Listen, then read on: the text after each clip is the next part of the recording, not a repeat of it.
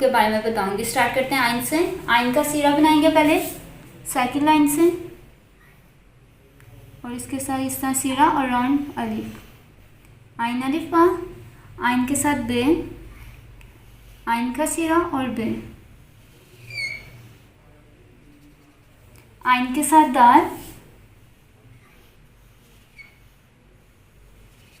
आइन के साथ रे, आइन के साथ सीन,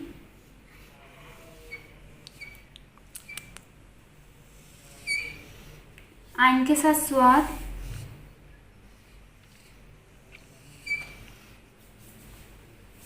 आइन के साथ तोएं,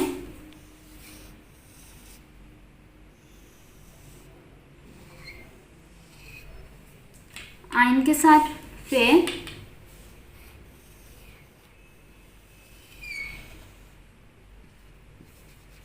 फे के हेड को फिल करना है। आइन के साथ काफ,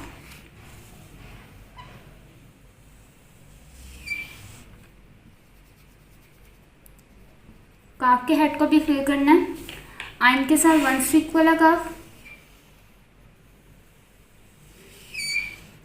आइन के साथ लाम,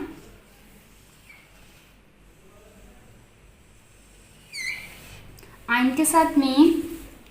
जब हम मीम बनाएंगे तो आइन को पहले हम यहाँ से राउंड करेंगे इस तरह, मीम का हेड स्ट्रेट लाइन। आइन के साथ नून,